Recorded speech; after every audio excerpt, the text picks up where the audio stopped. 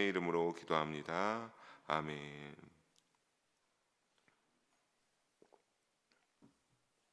네, 오늘 인생의 복과 저주를 주관하시는 하나님이라는 제목으로 우리 함께 말씀을 나눠보도록 하겠습니다. 오늘 우리가 예레미야 특세가 끝나고 15장을 이제 들어가서 함께 1절부터 9절까지 읽어봤습니다. 사랑하는 성도 여러분, 오늘 우리가 사실 15장 1절에서 9절을 보기 전에 14장을 보게 되면 하나님은 예레미야 선지자에게 뭐라고 말씀하셨는가라고 하면, 더는 남은 이스라엘 백성들, 그러니까 유다 족속들을 위하여서 중보기도하는 예레미야 선지자에게 너가 중보기도하지 말라라고 하나님께서 말씀하셨습니다. 하나님께서 왜냐하면 심판을 내리시기로 결단한 부분이었기 때문에 절대로 예레미야 선지자가 중보기도한다라고 해도 하나님이 마음을 돌이키시고 그들에게 임박한 심판을 돌이키실 생각이 없었기 때문이었습니다. 하지만 그럼에도 불구하고 예레미야 선지자는 어떻게 했습니까? 절대로 중보기도를 멈추지 아니했습니다. 다시 중보기도를 시작하고 이스라엘 유다 민족의 죄를 낱낱이 고백하면서 그 가운데 살아계신 하나님의 신실함을 고백하면서 그 하나님의 신실하심, 사랑의 하나님께서 그 모든 죄악을 이해하시고 긍휼을 전과 같이 베풀어 주시기를 그렇게 간절히 바라는 마음으로 중보기도하며 그 모든 불쌍한 죄가 너무나 많은 유다 족속들을 위하여서 기도하고 고백했습니다. 하지만 하나님은 그럼에도 어떻게 했습니까? 마음을 절대로 쉽게 돌이키지 아니하셨습니다. 하나님은 아주 강경하게 말씀하시는 것을 볼 수 있습니다. 우리 1절을 함께 어떻게 말씀하시는지 읽어보도록 하겠습니다. 여호와께서 내게 이르시되 모세와 사무엘이 내 앞에 섰다 할지라도 내 마음은 이 백성을 향할 수 없나니 그들을 내 앞에서 쫓아내보내라. 아멘. 그렇게 말하면서 이제 예레미야 선지자가 끊임없이 그들의 죄악을 위하여서 중보했지만 하나님 뭐라고 했습니까? 너가 아니라 모세와 사무엘이 내 앞에 와서 중보기도하며 너와 동일한 부탁을 할지라도 어떻게 하겠다라고 하는 겁니까? 내가 절대 마음이 변하지 않을 터니까 어떻게 하라고 합니까? 당장 그 이스라엘 백성들, 유다 죄악이 가득한 백성들을 내 앞에서 내보내라라고 하나님께서 강력하게 말씀하고 있습니다. 여러분, 이 모세와 사무엘은 사실 가만히 보게 되면 하나님 앞에 예레미야 선지자와 비슷한 부탁을 하며 중보기도를 드렸던 자들입니다. 그들은 각각 패역한 백성들을 위하여서 하나님 앞에 그들을 용서해 달라고 기도로 중보했던 자들이기 때문입니다. 하나님은 그래서 어떻게 했습니까? 이들이 그렇게 이스라엘 백성들의 죄를 용서해 달라고 중보기도할 때 하나님은 그 기도를 들으시고 이스라엘 백성의 죄를 용서해 주셨던 적이 있습니다. 하지만 이번에는 뭐라고 말씀하고 있는 겁니까? 그런 적이 있지만 그들이 다시 와서 내 앞에 서서 용서해 달라고 해도 절대로 하나님께서 어떻게 하신다고 말씀하고 있는 겁니까? 내가 용서하지 않겠다라고 하나님은 말씀하고 있습니다. 하나님 앞에서 내보낼 것을, 내 앞에서 쫓아내버릴 것은 하나님은 심판에 대하여서 확고하십니다. 여러분, 우리가 이 부분을 보면서 그렇다면 예레미야 선지자가 이 모세와 사무엘보다 부족하고 연약하여서 그런 것인가 라고 생각한다면 그거는 아닙니다. 예레미야 선지자 역시 부족한 것이 아닙니다. 다만 우리는 유다 백성들에게 초점을 돌려야 합니다. 얼마나 유다 백성들이 죄악이 가득하면은 하나님께서 이제 그들의 유다 백성들의 죄가 너무나 쌓인 것이 중하기 때문에 절대로 도저히 마음을 돌이켜 용서할 수 있는 상태가 아니기 때문에 그 하나님이 사랑하고 선택하신 예레미야 선지자가 이들을 위하여 기도할지라도 하나님이 뭡니까? 절대로 돌이키지 아니하시겠다라고 하고 있기 때문입니다. 여러분, 분명히 회개할 기회를 하나님은 오랜 기간을 보면서 유다 백성들에게 기회를 끊임없이 주셨었습니다. 하지만 그럴 때마다 하나님의 인내는 이제 점점 차기 시작했고 도리어 이제 그 인내가 끝나서 하나님의 의도가 이미 결정된 상황에서는 어떻게 되는 겁니까? 어떤 중보자가 기도를 할지라도, 하나님이 택함 받은 선지자가 기도할지라도 그 사람이 온전히 뉘우치고 회개하지 아니하면 하나님이 확실하게 의도를 가지고 결정된 것은 절대로 돌이킬 수가 없고 어떤 중보자의 기도도 응답받을 수가 없다라고 하는 사실을 우리는 알 수 있겠습니다.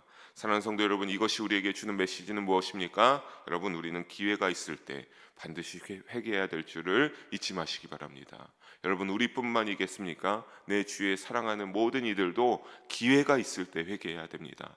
그때 하나님이 어떻게 해주십니까? 그 기도를 들으시고 회개의 열매를 맺게 해주시고 그 모든 죄악들을 하나님께 돌이켰을 때 하나님이 용서해 주시기 때문입니다. 여러분, 기회를 놓치지 마시기 바랍니다. 내가 죄를 깨닫게 되었을 때, 내가 그 죄를 발견하게 되었을 때, 내 사랑하는 이들의 죄를 발견하게 되었을 때, 여러분, 강력하게 권면하여서 죄를 돌이키고 회개하여 하나님께로 돌이키게 할 수 있기를 주님의 이름으로 간절히 소망하며 부탁드리겠습니다. 그들은 이런 하나님의 결단을 해 2절 초반과 같이 우리가 어디로 나아갈지 만약에 그들이 묻는다라고 한다면 하나님은 그들에게 뭐라고 합니까? 죽을 자는 죽음으로, 칼을 받을 자는 칼로, 기근을 당할 자는 기근으로, 포로될 자는 포로됨으로 나아갈 것이다 라고 하나님께서는 그들에게 대답하고 계십니다. 여러분, 죽을 자가 죽음으로 가고, 칼을 받을 자 칼로 가고, 기근을 당할 자 기근으로 가고, 포로될 자 포로로 간다라고 하는 것, 우리가 자세히 보면 뭡니까? 전부 다 재앙으로 내몰리는 일뿐입니다. 여러분, 하나님이 전혀 소망을 남겨두고 있지 않습니다. 반드시 다 재앙으로 하나님께서 모두 남은 유다 족속들을 다 내몰려서 그들을 심판하시겠다라고 하나님께서 확실하게 말하고 있습니다. 결국 살아남는 일은 없습니다. 그들은 죽음 아니면 포로가 될 뿐인 것을 하나님께서는 확실하게 알려주고 있습니다. 하나님을 떠나 죄만 가득한 자들에게 일어날 그 끝은 이와 같은 것을 우리는 또한 잊지 말아야겠습니다. 결국에는 하나님이 그 죄를 좌시하시지 않습니다. 여러분, 죄가 가득하게 된다면 우리가 아무리 겉모습으로 믿음이 있는 척하고 믿음으로 살아간다라고 할지라도 그 가운데 우리가 놓치지 못하는 죄가 계속 쌓여가고 있다라고 한다면, 그리고 물론 우리가 연약하여서 그 죄를 쉽게 놓치지 못하고 떠나보내지 못할 수도 있습니다. 그때마다 우리는 어떻게 해야 되겠습니까? 그 죄를 떠나보내기 위하여서 하나님을 의지하며 기도하며 나아갈 수 있기를 주님의 이름으로 간절히 부탁드리겠습니다. 그렇게 해야지만 우리에게서 무엇이 떠나가기 때문입니까? 우리는 죄의 심판이 없어지고 하나님께서 용서해 주시기 때문입니다. 하지만 오늘 이 말씀과 같이 하나님께 불순종하고 하나님과 언약을 배교한 자들에게는 반드시 심판이 있을 뿐임을 우리는 잊지 말아야 될 줄로 믿습니다. 또한 하나님께서는 더욱더 확실하게 말씀하십니다. 하나님에게 불순종하면서 하나님과의 언약을 파기한 자들에게, 하나님을 배신한 자들에게 임한 심판은 어떻게 일어날 것인가? 하나님은 3절에 보면 확실하게 알려주고 있습니다. 우리 3절을 함께 한 목소리로 읽어보도록 하겠습니다. 여호와의 말씀이니라, 내가 그들을 네 가지로 벌하리니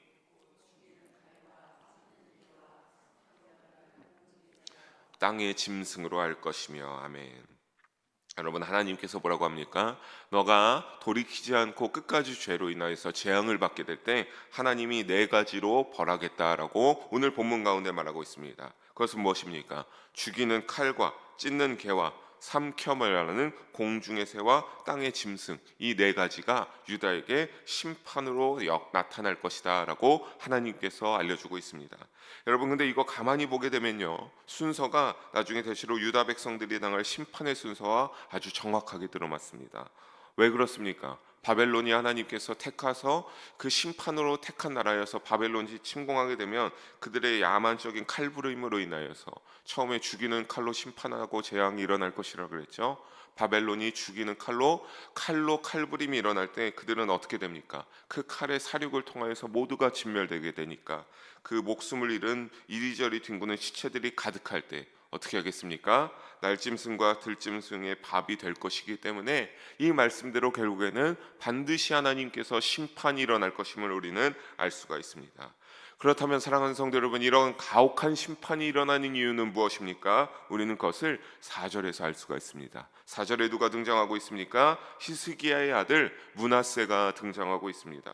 여러분, 이 므낫세 때문입니다. 이 므낫세 때문에 하나님께서 그 죄악에 따라 너희들을 전부 다 이렇게 자비가 없는, 조금의 소망도 없는 심판으로 임하게 하시겠다라고 하나님께서 말씀하고 있습니다. 그래서 므낫세 때문에 심판 이후에 모두가 어떻게 될 것임을 말하고 있습니까? 간신히 목숨을 부지한 자들은 포로로 흩어져 버릴 것을 하나님께서 말씀하고 있습니다. 여러분, 이 므낫세가 어떻기 때문에 이 므낫세를 통하여서 남은 유다 족속들이 이런 심판을 받아야만 되는 겁니까? 여러분, 히스기야 왕은 어떠한 왕이었습니까? 그는 경건한 왕이었습니다. 믿음이 좋은 왕이었습니다. 그래서 그는 약간의 종교개혁을 통해서 조금이라도 하나님 앞에 그가 통치할 때 이스라엘 백성들이 하나님 앞으로 돌아와서 그들의 믿음이 다시 살아나고 하나님께로 믿음으로 나아가고 하나님과 언약을 지키는 그러한 나라가 회복되기를 간절히 원하고 종교개혁을 일으켰던 왕, 그것이 바로 믿음이 좋은 경건한 히스기야 왕이었습니다. 하지만 므낫세는 이후의 아들로서 왕에 올라가게 되면서 이와는 정반대로 행했습니다. 그는 하나님을 믿지 않았습니다. 하나님을 배반하고 바알과 아세라를 섬겼습니다. 그들을 위하여서, 바알과 아세라를 위하여서 각종 우상을 만들어서 예루살렘에 하나님을 믿는, 하나님을 섬기는 나라로서의 그러한 것을 독려하고 권장하는 것이 아니라 우상을 만들면서 예루살렘에 온갖 우상 숭배와 미신을 조장하면서 하나님이 좋아하지 않을 것들을 강력하게 전파하는 데 가장 앞장선 왕이 바로 이 므낫세 왕이었습니다. 그러면서 미신을 조장하고 우상 숭배를 권면하면서 또 어떤 것을 했냐면 인신제사의 악습까지 다시 유행시켰습니다. 여러분, 인신제사 무엇입니까? 어린아이들, 죄 없는 아이들을 우상 앞에 제물로 올려드려서 태워서 제사를 올려드리는 일 아니겠습니까? 그렇게 무죄한 피를 많이 흘리게 만들어 하나님을 거역하고 배반하는 길로 나아가는데 앞장섰던 것이 바로 히스기야의 아들 므낫세 왕이었습니다. 문제는 이것이 뭐냐면 므낫세 왕이 그렇게 죄를 지을 수가 있죠. 그 죄를 따라 분명히 하나님께서 구원을 임하게 하는 것이 아니라 그 죄악에 대가에 따라 지옥에 떨어졌을 겁니다. 근데 문제는 뭐냐면 이런 죄를 그 모든 백성들이 그대로 본받아 행했다라고 하는 사실입니다. 여러분, 근데 문제는 뭡니까? 죄라는 점이 무서운 것은 그 세대가 첫 번째 왕이 그렇게 죄를 지어서 그것이 이어지기 시작할 때 죄는 가속도가 붙어서 더 큰 죄악으로 점점 커지면 커졌지 죄가 약해지지는 않습니다. 그래서 그때 보게 되면 그 므낫세 왕의 악행이 후손에게 계속 이어져 죄악이 더욱 가중되고 악행이 심해졌기에 하나님의 진노가 이제는 일어날 수밖에 없었다라고 하는 사실입니다. 그런데 얼마나 그들의 죄악이 심하고 그들이 그 죄악으로 인해서 어려운 상황 가운데 심판을 받을 수밖에 없는 것이 얼마나 당연했으면 5절에 보면 뭐라고 합니까? 불쌍히 여기면서 울어주는 자가 없고 평안을 묻는 자가 없다라고 하고 있습니다. 그러니까 사랑하는 성도 여러분, 이 5절과 같이 말하는 건 무엇입니까? 바벨론이 막 침공한다라는 소문이 혹여나 돌았다라고 한다면 그것이 당연하다라고 하는 겁니다. 그들은 너무나 죄를 많이 지었기 때문에 하나님을 배반하는 족속이 되어버렸기 때문에 하나님의 심판이 임하는 것이 마땅한 것입니다. 여러분, 너무나 안타까운 사실 아니겠습니까? 하나님의 언약이 있었던 백성들이, 하나님의 은혜가 충만했던 백성들이 이제는 하나님께 심판받아도 마땅한 백성, 하나님의 진노가 일어나도 마땅한 백성이 되어서 평안을 묻거나 이런 것이 아니라 그들은 심판받는 것이 마땅해. 그들은 그 죄악에 따라 재앙이 일어난 것이 마땅하다라고 하는 사실입니다. 사랑하는 성도 여러분, 우리는 어떤 모습으로 어떤 길을 가는 것이 그러니까 하나님 앞에 마땅한 것인지 잘 생각해보고 판단할 수 있기를 부탁드리겠습니다. 주님의 이름으로 부탁드리겠습니다. 우리는 하나님의 말씀과 요청에 불순종하는 일이 죄악이 가중된다라고 하면 결국에는 우리도 어떻게 될 수 있기 때문입니까? 우리에게로 남 얘기가 아니라 우리도 하나님께 불순종하고 하나님의 말씀을 듣는 척하면서 그 행동은 하나님과 정반대되는 믿음과 하나도 없는, 내 이웃을 사랑하지 못하고 하나님 앞에 온전한 행동이 아니라고 한다면 우리 역시 하나님께서는 결국엔 심판할 수 있기 때문입니다.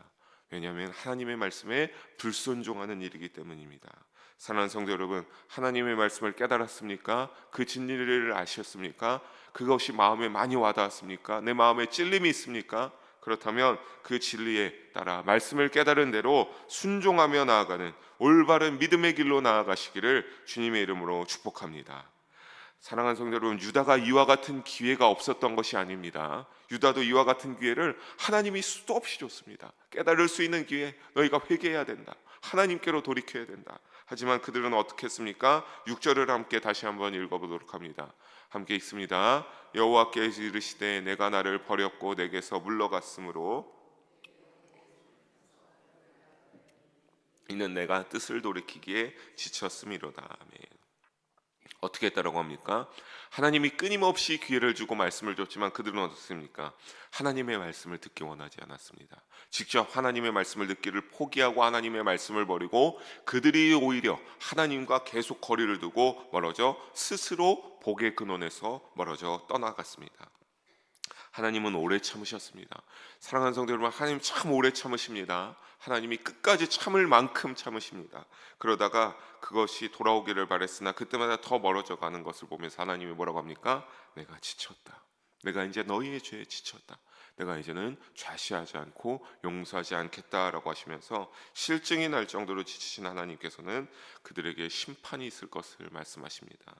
그런데 예레미야 선지자를 통하여서 끝까지 그렇게 돌이키지 않았던 자들에게 어떤 심판이 어떤 재앙이 임할 것인지 다시 한번 비유를 통해 말씀하시는데 그것이 7절에 나타나고 있습니다. 우리 7절 다시 한번 함께 읽어봅니다. 내가 그들을 그 땅의 여러 성문에서 키로 까불러 그 자식을 끊어서 내 백성을 멸하였나니 이는 그들이 자기들 길에서 돌이키지 아니하였음이니라. 아멘. 여러분, 키라는 게 나오고 있습니다. 이 키질의 비유로서 이제 심판을 설명하고 있습니다. 여러분, 농부들이 키질을 하면 어떻게 됩니까? 이 키질을 하게 되면 무거운 곡물은 바람에 다시 견디고 키에 떨어지게 되지만 이물질, 겨와 같은 것들은 바람에 다 휩쓸려 날아가지 않습니까? 그런 것처럼 그렇게 결을 제거하는 것처럼 여러 성문에서 이 키질을 통하여서 어떻게 한 겁니까? 자식들을 다 끊어버리고 백성들을 멸하겠다라고 하고 있습니다. 여러분, 근데 이 여러 성문에서 행해진다라고 하는 것은 무엇이냐면 순차적으로 이루어지는 것이 아닙니다. 동시다발적으로 하나님이 한 번에 예루살렘 모든 곳에서 곳곳으로 이것이 키질의 비유로서 자식이 끊어지는 심판이 재앙이 일어날 것을 하나님께서 말씀하고 예언하고 있는 겁니다.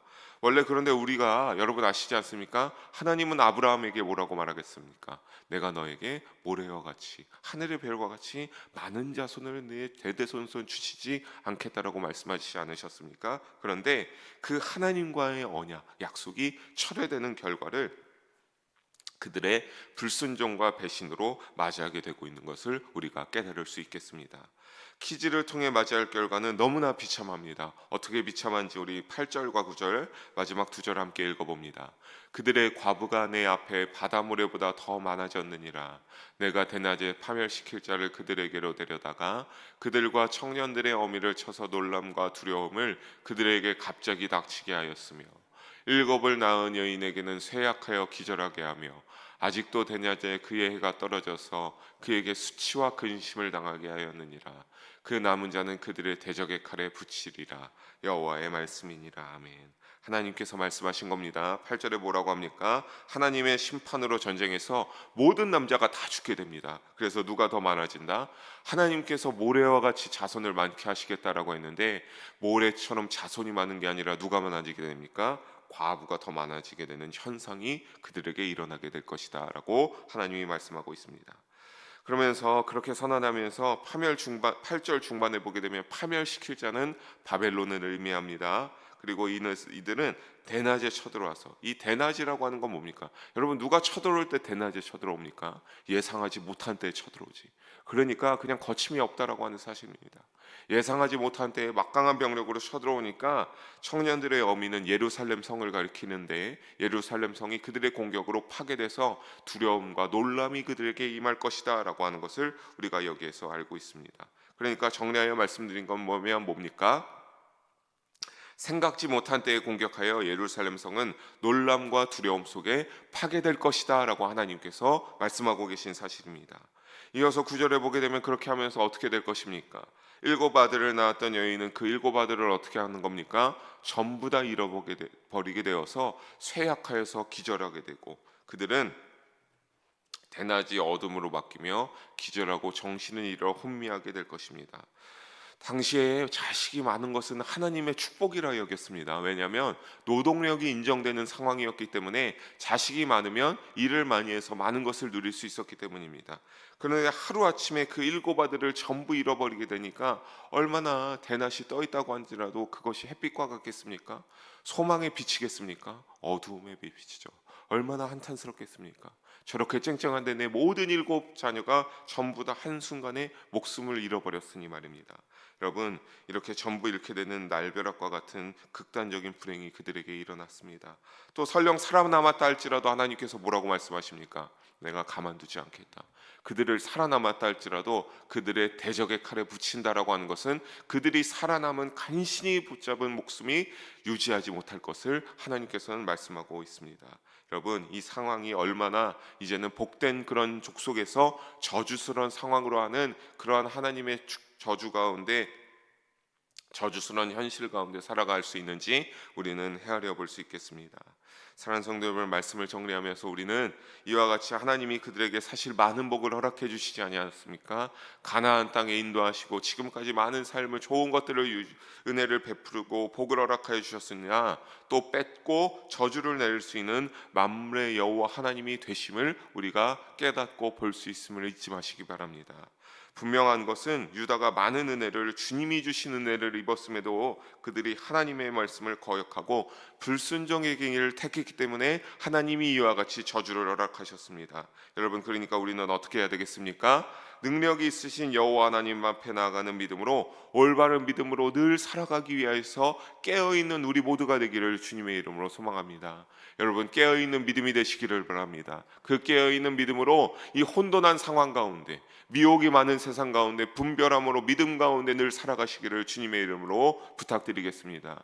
여러분, 착한 행실로 살아가십시오. 내 가족에게, 내 주위의 사람들에게 그 착한 행실로 하나님의 자녀가 어떠한 것인지, 예수님의 제자가 어떠한 것인지 마땅히 보여주면서 살아가시기 바랍니다.